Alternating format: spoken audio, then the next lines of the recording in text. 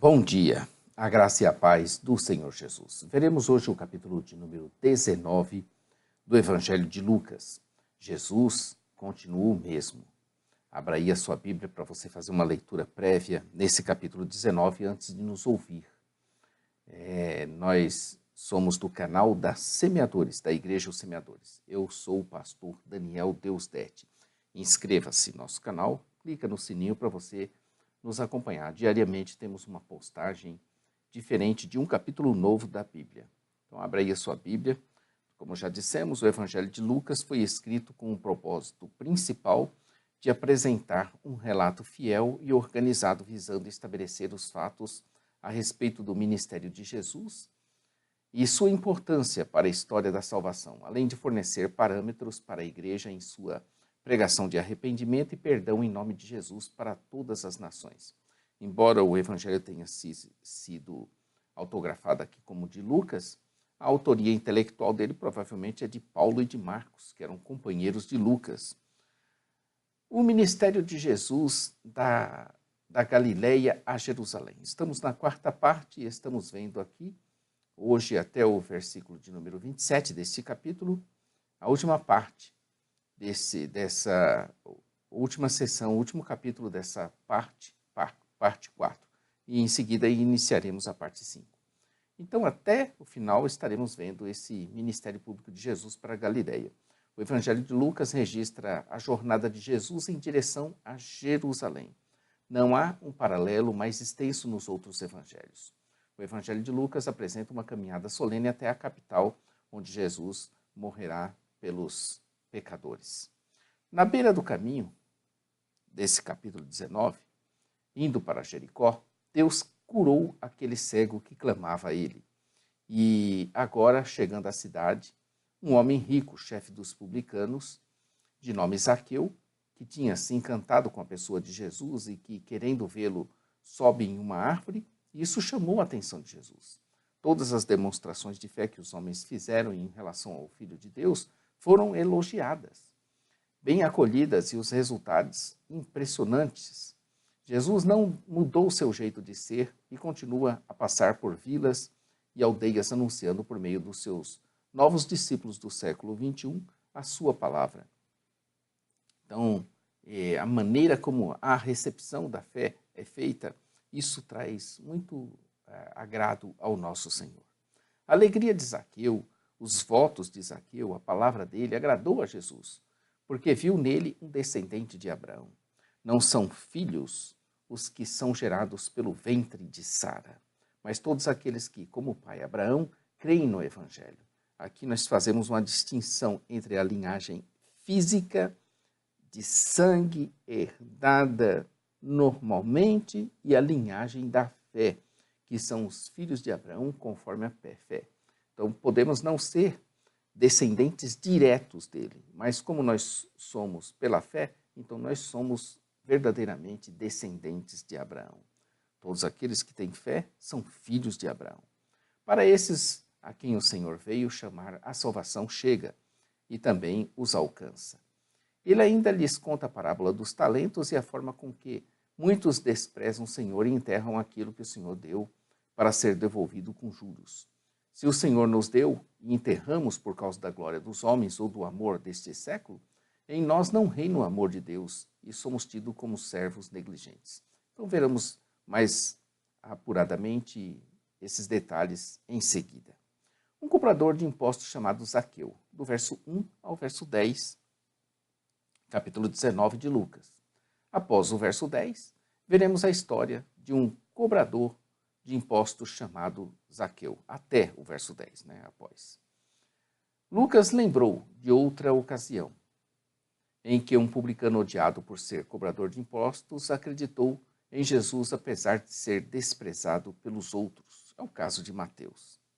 Esse termo maioral dos publicanos só aparece aqui em todo o Novo Testamento e indica claramente que se tratava do chefe dos agentes das cobranças locais.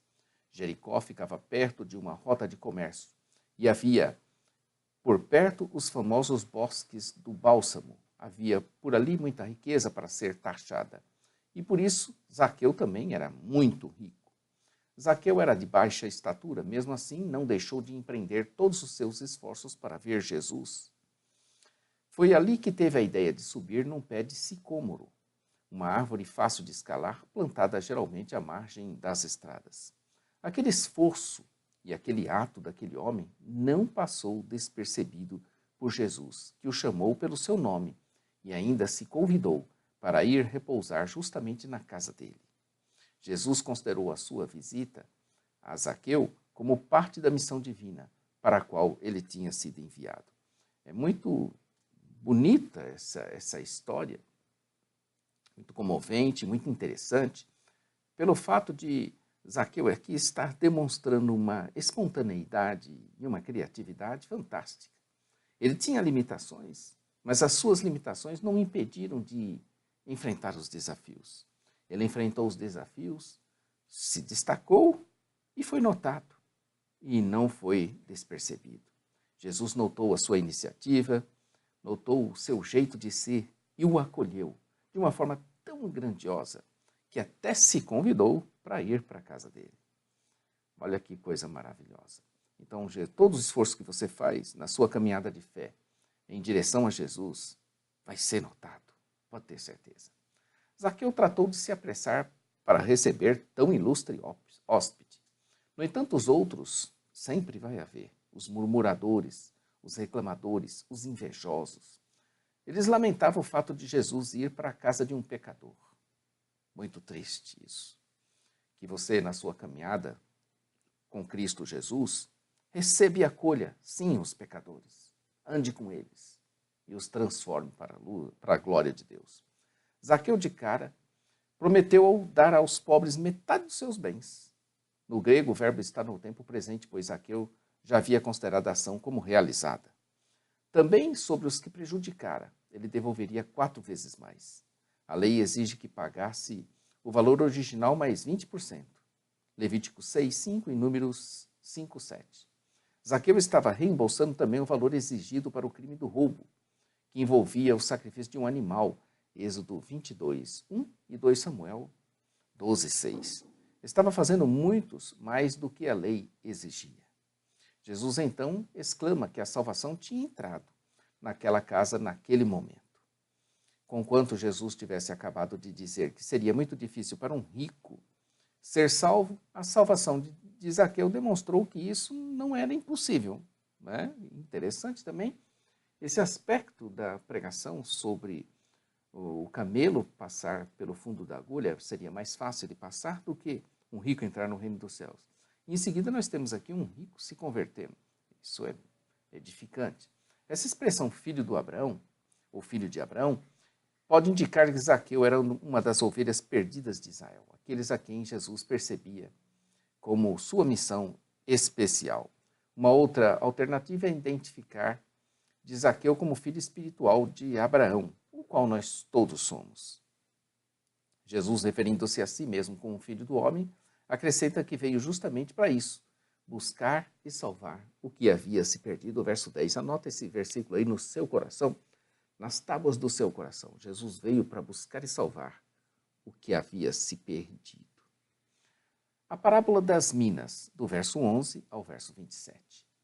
É a seção R, já finalizando essa parte 4.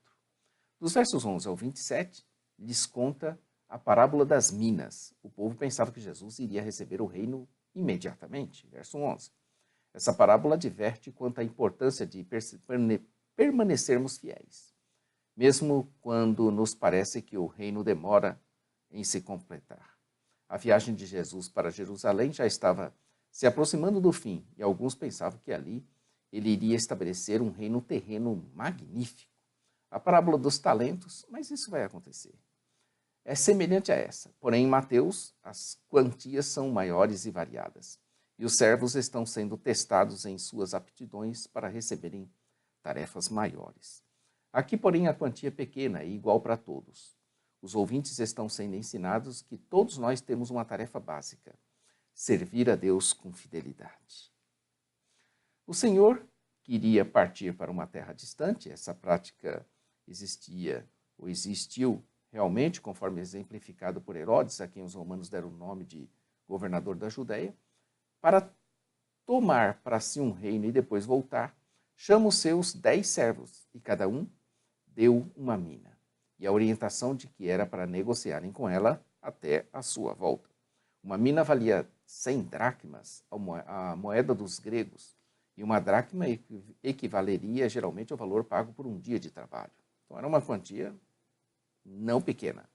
Quando Arquelau, filho de Herodes, viajou para Roma, com o objetivo de tentar conseguir o governo de Herodes, isso aconteceu cerca de 30 anos antes do nascimento de Cristo, os judeus vassalos de Herodes enviaram uma delegação para pedir a Arquelau que não reinasse sobre eles.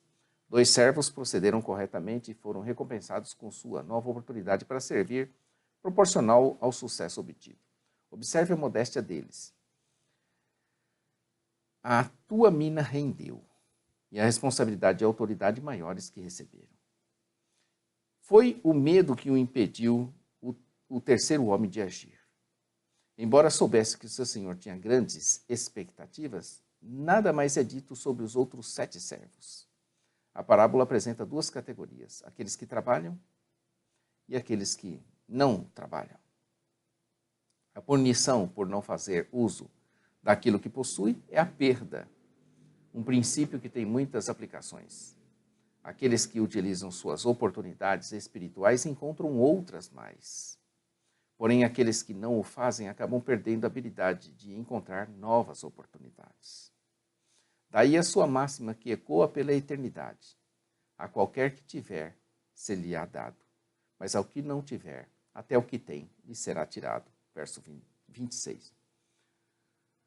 Ao que tem, lhe será dado, para que tenha mais ainda. Mas o que não tem, até o que tem, ou que pensa ter, lhe será tirado. Isso é importante de vermos que a punição por não fazer uso daquilo que possui é a perda. Um princípio que tem muitas aplicações. Repetimos, aqueles que utilizam suas oportunidades.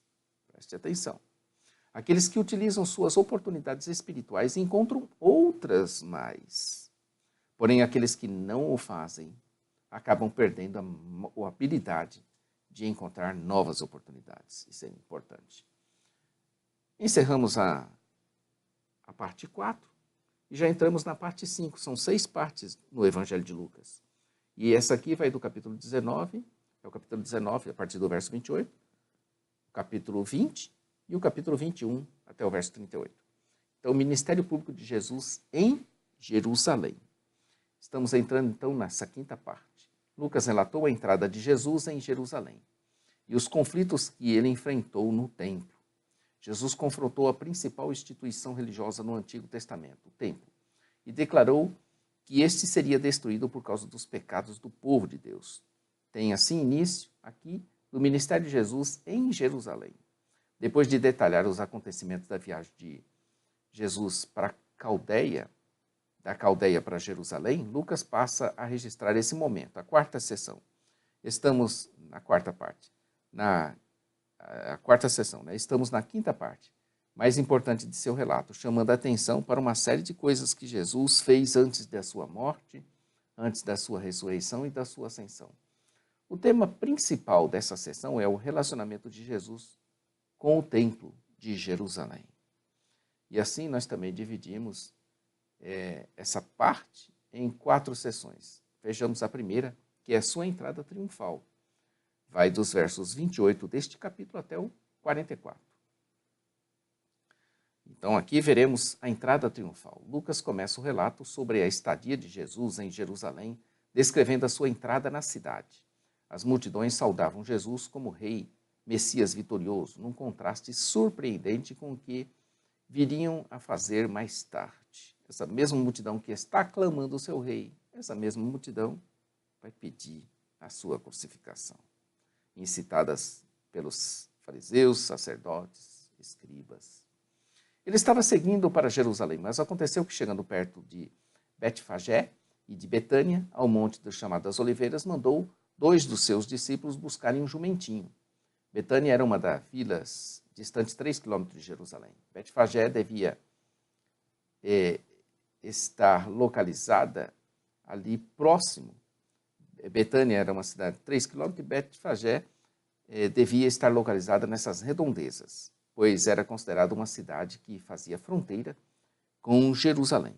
No grego, o termo jumentinho pode se referir a um cavalo ou um burro. De qualquer modo, os outros evangelhos deixam claro que se tratava mesmo de um jumento. O fato de ninguém tê-lo montado indica que não era destinado ao uso secular, e assim serviria perfeitamente para um propósito sagrado. Foi Jesus posto, montado na jumentinha. Evidentemente, as roupas foram utilizadas para fazer uma sela, e as roupas colocadas no caminho formaram um tapete triunfal. Essa entrada em Jerusalém cumpriu a profecia de Zacarias 9:9 e resultou numa aclamação pública de messianidade. Contudo, foi uma aclamação de um tipo diferente de messianidade, pois o jumentinho era um animal montado por um homem de paz. Um rei conquistador teria montado um cavalo.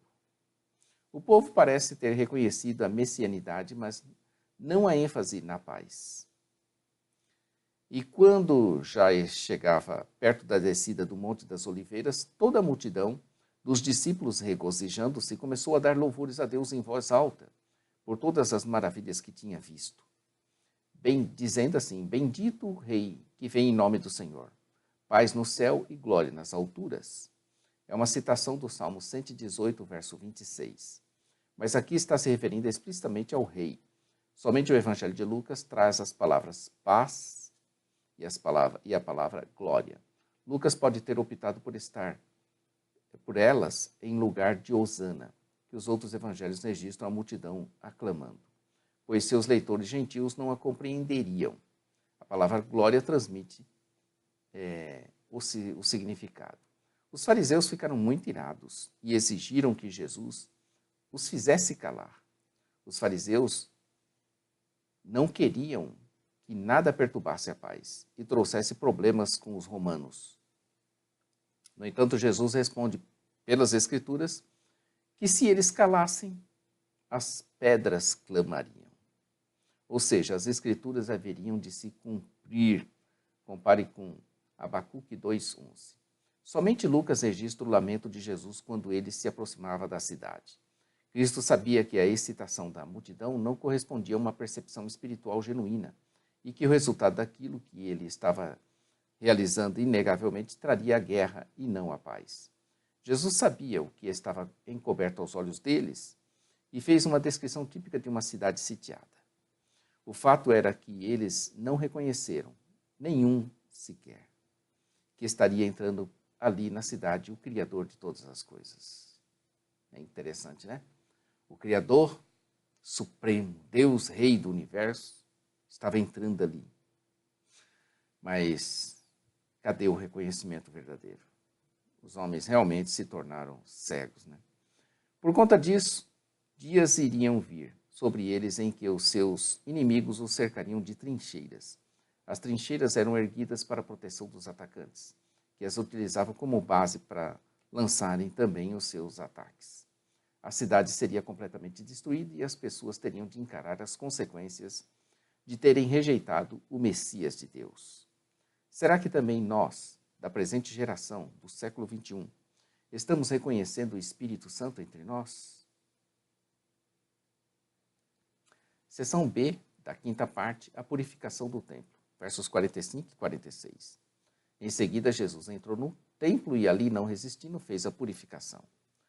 Os 4 evangelhos relatam a expulsão dos mercadores do templo, porém Mateus, Marcos e Lucas colocam esse acontecimento como tendo ocorrido no final do ministério de Jesus, enquanto João o coloca bem no começo. É muito provável que houve 2 purificações. Os mercadores do templo eram cambistas, somente as moedas de Tiro eram aceitas no templo. Logo, outras moedas tinham de ser colocadas antes que as ofertas fossem feitas. E também os vendedores de animais para os sacrifícios. Era conivente ou conveniente que ficasse perto do templo, porém a presença deles dentro do átrio do templo tornava difícil o culto de adoração. Os mercadores ficavam no pátio dos gentios, o único lugar do templo onde os gentios tinham permissão para orar. Jesus expulsa todos os que vendiam e compravam, e lhes dizia que sua casa seria chamada casa de oração, e não o que fizeram com ela, como se ela fosse um covil de salteadores. Evidentemente, muitos comerciantes eram desonestos. Ensinando no templo, seção C, da quinta parte, dos versos 47 até o próximo capítulo. No verso 4, estaremos vendo Jesus ensinando no templo. Lucas continua enfatizando os judeus e o templo ao registrar os ensinos que Jesus pregou ali. O templo era o lugar habitual para ensinar. A oposição contra Jesus agora inclui um novo grupo, os maiorais do povo.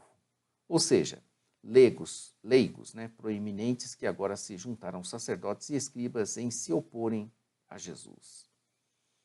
Lucas 19 começa dizendo, tendo entrado em Jericó, ia atravessando a cidade. É assim que começa o capítulo 19 do Evangelho de Lucas, que tem no total 48 versículos. E o versículo 48 diz, mas não achavam meio de o fazer, porque todo o povo ficava enlevado ao ouvi-lo.